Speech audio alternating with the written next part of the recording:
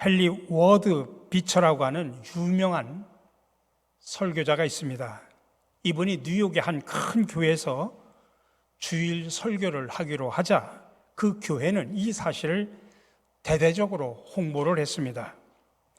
근데 막상 주일 직전에 갑작스러운 질병으로 오게 되지를 못하자 헨리 워드 비처는 교회와 의논을 해서 그의 동생인 토마스 비처를 대신 주일 설교자로 급작스럽게 보내게 되었습니다. 주일 아침 헨리 워드 비처가 올 것을 기대한 이 교회는 수많은 구름대처럼 많은 사람들이 몰려와서 초만원 사례를 이루게 되었습니다. 곧 예배가 시작되고 설교 순서가 되어서 담임 목사님이 등단해서 사정을 설명을 하고 동생 토마스 비처를 소개를 하자 여기저기서 사람들이 막 웅성거립니다. 기대했던 목사님이 안 오고 동생이 오니까 많은 사람들이 실망을 하면서 여러 교인들이 일어나서 나가는 모습을 보자 동생 토마스 비처는 이런 유명한 말로 설교를 했다고 합니다. 저의 형님이 갑작스러운 병환으로 오늘 이 예배에 못 오게 됨을 제가 대신 사과드립니다. 그러나 오늘 저는 특별한 광고를 드리고 말씀을 증거할까 합니다. 지금 예배 중간에 일어나시고 있는 분들 말고 혹시 또 헨리 워드 비처를 예배하기 위하여 오신 다른 분들이 계시다면 지금 이 시간에 다 퇴장해 주시기 바랍니다. 왜냐하면 우리는 오늘 헨리 워드 비처가 아닌 하나님을 예배하기 위하여 이 자리에 모였기 때문입니다. 그러자 장례는 전부 조용해졌고 나가려고 하는 사람들이 전부 제자리에 앉았습니다. 그리고 그날의 예배는 특별한 성령의 기름 부으심이 있었다고 합니다. 신학자 칼 바르트라는 분은 예배의 중요성을 세 가지로 표현했습니다. 예배는 가장 중요한 것이요, 가장 긴급한 것이요, 가장 영광스러운 것이다. 그렇습니다. 하나님께 예배드리는 것은 우리 인간에게 가장 중요한 일이고 가장 긴급한 일입니다. 어떤 일도 예배보다 더 바쁘고 중요한 일은 없습니다. 그래서 누구와 약속이 있다고 할지라도 예배 시간이 되면 약속을 뒤로 미룰 수 있어야 됩니다. 예배 드리는 시간이 주어졌을 때 그 어떤 것도 보류하고 하나님 앞에 나와서 예배를 드릴 수가 있어야 합니다. 또 예배는 또한 하나님께 가장 영광스러운 일입니다. 창조자 앞에 나아가서 그 하나님을 사랑하고 경외하고 예배드리는 것은 우리 인간에게는 가장 영광스러운 일인 것입니다. 한마디로 말해서 하나님은 예배를 통해서 영광을 받으시고 예배를 통해서 우리를 만나주시고 또 예배를 통해서 은혜와 복을 주심을 믿으시기 바랍니다. 그러므로 우리는 항상 하나님이 기뻐하시는 예배를 잘 드려야 됩니다. 그러기 위해서는 우리가 예배를 잘 드리는 것도 중요하지만 동시에 무엇보다도 우리 모두가 다 올바른 예배자로 설 수 있어야 됩니다. 올바른 예배자가 되기 위해서 저는 몇 가지를 살펴보면서 함께 은혜를 나누고자 합니다. 첫 번째로 예배라고 하는 게 뭘까? 예배를 헬라어로는 프로스쿠네오라고 표현합니다. 이 말을 번역하면 엎드려 절하고 경배한다는 뜻입니다. 실제로 구약 성경을 보면 많은 부분에서 허리를 굽혀 경배하고 무릎을 꿇고 경배하는 그런 예배의 모습들이 나옵니다. 비록 요즘에는 시대의 변천으로 인해서 우리가 의자에 앉아서 예배를 드리지만 우리의 마음의 자세는 언제나 엎드리는, 다시 말하면 무릎 꿇는 그런 자세가 되어야 합니다. 또 예배라는 말을 영어로 워십이라고도 표현하지만 다른 말로 표현할 때 서비스라고 표현합니다. 예배의 본질은 바로 하나님을 섬기는 데 있다는 이야기입니다. 그래서 하나님께 서비스하는 것, 이게 바로 예배입니다. 그런데 어떤 분들은 예배 시간에 발을 꼬고 앉아서 팔짱을 낀 채 연극을 구경하듯이 구경하는 분들이 계십니다. 우리가 예배를 구경하는 자세로 드려서는 안 됩니다. 하나님 앞에 나올 때는 내게 있는 모든 체면과 계급장을 다 떼고 엎드리고 절하고 섬기는 자세로 예배를 드릴 수 있어야 됩니다. 여러분, 요즘 고급 식당에 가면 종업원들이 얼마나 서비스를 잘합니까? 손님을 왕처럼 대하면서 서비스를 합니다. 하물며 만왕의 왕이시고 만유의 주가 되시는 하나님께 우리가 대충 서비스 하셔야 되겠습니까? 우리는 만왕의 왕이시고 만유의 주가 되시는 하나님께 드리는 예배를 최선을 다해서 드려야 됩니다.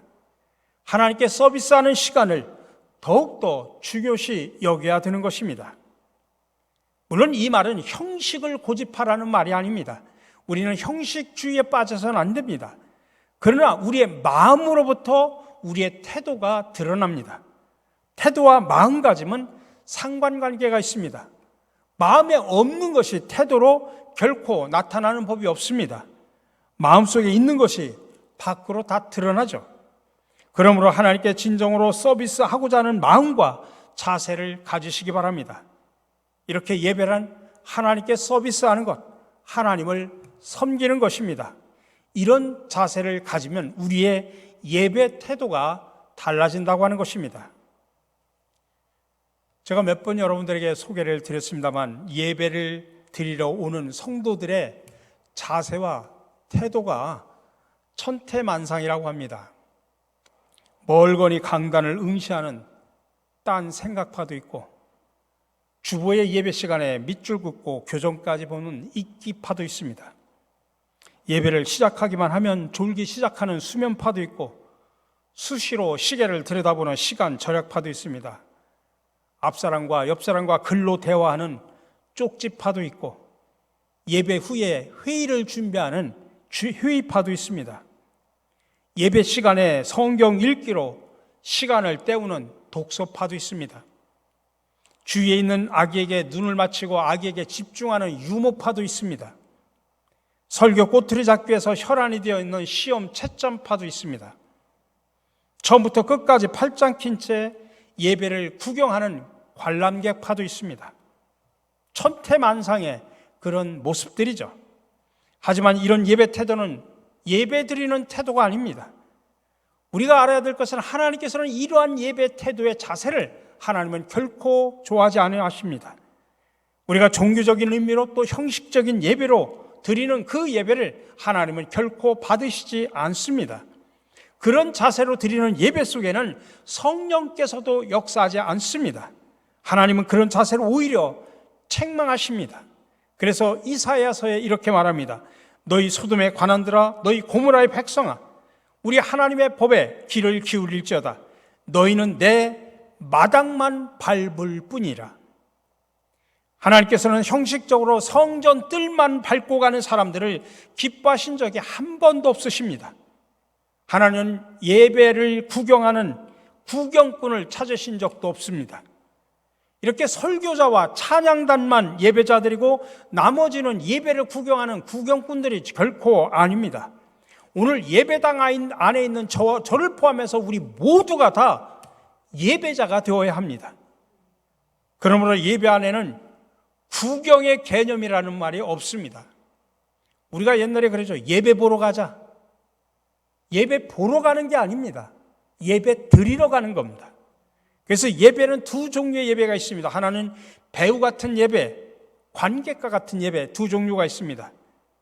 배우 같은 예배는 드리는 예배고 관객 같은 예배는 보는 예배입니다. 배우는 어떤 마음의 자세를 갖습니까? 드리는 예배는 배우같이 예배 시간에 늦지도 않습니다. 드리는 예배는 배우같이 또 예배 끝나기 전에 일찍 가지도 않습니다. 드리는 예배는 배우같이 졸지도 않습니다. 드리는 예배는 배우같이 연극의 내용을 분명히 파악을 합니다. 드리는 예배는 배우같이 감정도 줍니다. 드리는 예배는 배우같이 아무런 옷을 입고 오질 않습니다. 드리는 예배는 배우같이 관객을 만족해 하는데 온 정신을 집중합니다. 그래서 배우 같은 예배는 예배를 갈망하는 마음, 하나님 앞에 엎드리는 자세, 또 하나님의 음성을 듣기를 사모하는 마음으로 참여합니다. 그래야 예배를 통해서 하나님의 임재를 경험하고 이것이 바로 올바른 예배자의 태도임을 기억하시기 바랍니다. 자, 그렇다면 세 번째로 우리가 어떤 방법으로 예배를 드려야 될까요? 우리가 예배를 드릴 때는 항상 주님께서 가르쳐 주신 방법대로 드려야 주님이 기뻐하십니다. 만약 내 방법과 내 편의대로 예배를 드린다고 하면 그것은 예배가 아닙니다. 주님이 원하시는 방법대로 드리는 것이 참된 예배고 그것이 바로 올바른 예배자가 되는 것입니다. 그러면 주님이 가르쳐 주신 예배 방법이 뭘까요? 오늘 본문 말씀에 명확하게 설명하고 있습니다. 24절의 말씀입니다. 하나님은 영이시니 예배하는 자가 영과 진리로 예배할지니라. 여러분, 우리가 믿는 하나님은 육체가 아니십니다. 하나님은 영이십니다. 그러므로 영적인 존재이신 하나님께 우리가 육체로 예배드릴 수가 없습니다. 그러면 영이신 하나님께 우리가 어떻게 예배를 드려야 되느냐? 오늘 이어서 나누는 말이 그래서 영과 진리로 예배를 드리라고 말하고 있습니다. 여기서 말하는 영과 진리라는 것은 원어로 말하면 영은 푸뉴마, 성령으로 번역을 하죠. 푸뉴마입니다. 진리는 알레세이아라고 말합니다. 그래서 영어를 이거는 뭐라고 번역했냐면 in spirit and in truth라고 그렇게 영어에서 번역을 하고 있습니다. 이게 무슨 말이냐?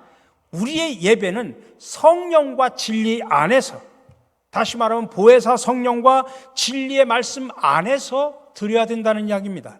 이 두 가지 중에 하나라도 빠지면 그것은 온전한 예배, 참된 예배라고 말할 수가 없습니다. 먼저 예배는 성령 안에서 드려야 됩니다. 그래서 우리는 예배 때마다 항상 성령을 의지하는 기도를 드리는 것입니다. 하나님이 영이시기 때문에 영이신 하나님을 예배하기 위해서는 우리가 성령을 의지하고 성령의 역사를 간구하는 기도를 해야 됩니다. 저도 매 주일 이 자리에 서기 전에 늘 짧게 먼저 하나님 앞에 기도합니다. 먼저 제 자신이 온전한 예배자로 설 수 있도록 성령께서 저를 핸들링하여 주시옵소서. 오늘 이 예배에 참여하는 우리 모든 교인들이 성령으로 충만하여 하나님께 영광 돌리는 예배가 되게 하여 주시옵소서. 저는 항상 매 순간마다 기도하며 이 자리에 올라옵니다. 여러분, 성령의 능력이 사라진 설교, 그거는 그냥 강연일 뿐입니다. 성령의 역사가 없는 예배, 그런 순서와 의식일 뿐입니다. 성령의 능력이 없는 교회, 그거는 건물일 뿐입니다. 성령의 능력이 사라진 삶, 탈진할 수밖에 없습니다. 그러면 우리가 영이신 하나님께 예배 드릴 때마다 성령의 인도하심과 성령의 능력을 받고 성령의 인도하심에 따라서 예배를 드려야 합니다. 또한 오늘 또 이야기합니다. 예배는 진리 안에서 드려야 된다는 이야기입니다. 예배를 어떤 개인의 기준대로 드려서도 안 되고 어느 교파나 어느 목사에 따라서 예배를 드려도 안 된다는 이야기입니다. 하나님의 말씀을 가지고 그 말씀에 따라서 예배를 드려야 된다는 이야기입니다.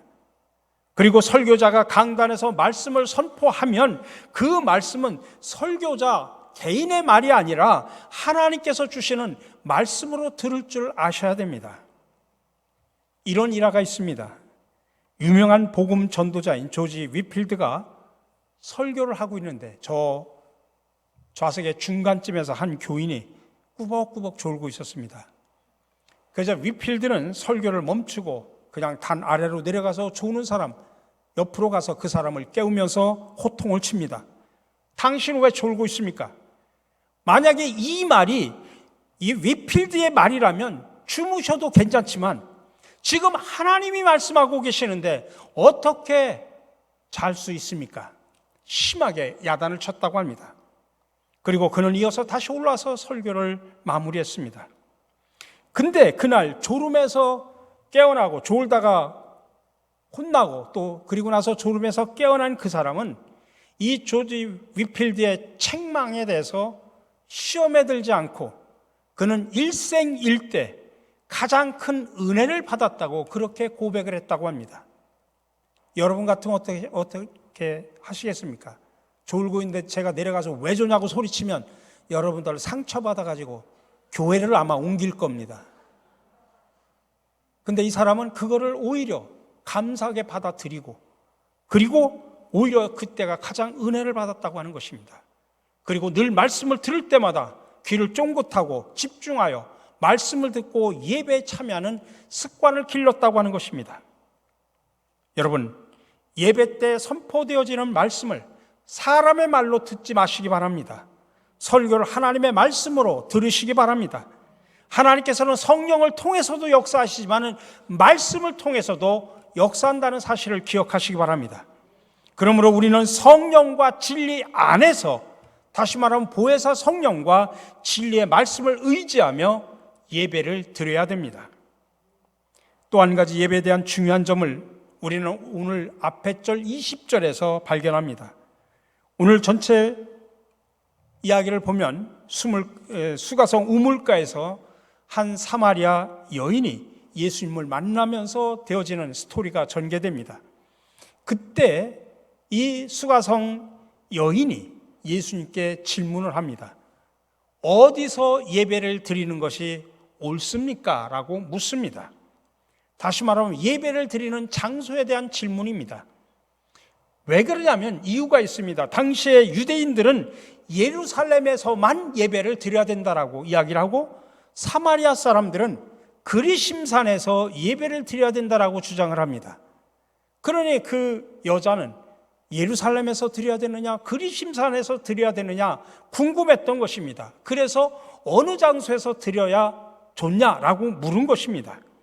그때 예수님께서는 그 다음 절에서 예배 장소에 대해서 질문하는 그 여인을 향해서 예배에서 중요한 것은 장소가 중요한 것이 아니다라고 이야기를 하십니다. 이 말이 뭘 의미하냐? 우리는 예루살렘에 가지 않아도, 그리심산에 가지 않아도 예수님께서 핏값으로 사신 교회라면 어디서나 예배를 드릴 수가 있다고 하는 것입니다. 거기서 한 발짝 더 나가면 넓은 의미에서 예배를 실천해야 된다는 이야기입니다. 다시 말하면 삶의 현장 속에서 예배를 실천해야 된다는 이야기입니다. 우리가 살아가는 삶 자체가 예배가 되어야 한다는 의미입니다. 우리의 일상에서 예배자의 삶을 살아야 된다는 이야기입니다.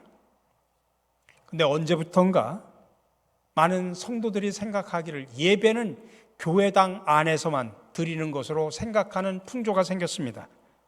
그래서 교회 안에서의 모습과 세상 속에서의 삶의 태도가 완전히 다릅니다. 이렇게 예배와 신앙을 이원론적으로 생각을 합니다. 그러나 여러분, 우리 기독교와 성경은 철저하게 이원론을 배격합니다. 예배와 삶은 별개라고 하는 생각 자체를 하지 않습니다. 이런 생각은 진정한 예배 태도가 아닙니다. 사도 바울은 히브리서 13장 15절에서 말합니다. 이러므로 우리가 예수로 말미암아 항상 찬미의 제사를 하나님께 드리자. 항상 찬미의 제사를 하나님께 드리자. 여기서 말하는 항상이라는 것은 계속적으로 끊임없이 쉬지 않고라는 이야기입니다. 항상 찬미의 제사를 드리자고 하는 것은 교회에서만 예배를 드리라, 그런 의미가 아닌 것이죠. 집에 있을 때나 학교에 있을 때나 직장에 있을 때나 여러분들이 어디에 있든지 간에 계속적으로 예배하는 마음을 가지고 살아가라는 이야기입니다. 그래서 예배라고 하는 것은 모이는 것도 중요하지만 파송하는 것도 참으로 중요합니다. 예배를 마치고 흩어지는 것, 그냥 헤어지는 것이 아닙니다. 우리 모두가 다시 세상 속으로 파송을 받는 것입니다. 세상으로 파송받는다고 하는 것은 예배에서 하나님께 다짐한 그것을 실천하기 위함입니다. 예배 속에서 받은 말씀을 잊어버리기 위한 것이 아니라 세상 속에서 말씀대로 살고 그 말씀을 전하기 위한 것입니다. 그래서 세상에서 빛이 되고 소금의 역할을 감당하는 것입니다. 우리 사랑하는 성도 여러분, 하나님께서는 모든 그리스도인들에게 모든 삶의 현장에서 거룩한 산 제사로 만나기를 원하십니다. 그래서 오늘 두 번째 본문에 로마서 12장에서 사도 바울은 우리에게 권면합니다. 그러므로 형제들아, 내가 하나님의 모든 자비하심을 너희에게 권하노니 너희 몸을 하나님이 기뻐하시는 거룩한 산 제물로 드리라. 이는 너희가 드릴 영적 예배니라. 우리가 우리 몸 자체를 교회 안에서만이 아니라 세상 속에서 거룩한 산 제물로 살아라. 이게 바로 우리가 드릴 영적인 예배라는 뜻입니다. 그래서 여러분들 가운데 주일에만 예배 드린다고 하는 주일 신자가 한 분도 없기를 간절히 바랍니다. 교회 안에서만 신자의 모습을 나타내는 교회 신자가 한 분도 없기를 간절히 바랍니다. 오히려 하나님이 기뻐하시는 거룩한 산 제물의 삶을 세상 속에서 살아가시기를 바랍니다. 일상의 삶에서 영적 예배자의 삶을 살아가시기를 바랍니다. 다른 말로 표현하면 주일의 예배자뿐만 아니라 일주일 동안 세상에 나가서 일상의 예배자로 사는 것입니다. 이게 바로 올바른 예배자의 모습입니다. 마지막으로 오늘 주신 말씀을 다시 한번 되새기면서 말씀을 마치려고 합니다. 여러분, 이 말씀, 저와 여러분, 마지막 하나님이 우리를 부르시는 그 순간까지 여러분 꼭 명심하시기를 간절히 부탁을 드립니다. 하나님은 영이시다. 그러므로 하나님께 예배를 드리는 사람은 영과 진리로 예배를 드려야 한다. 믿으시기 바랍니다.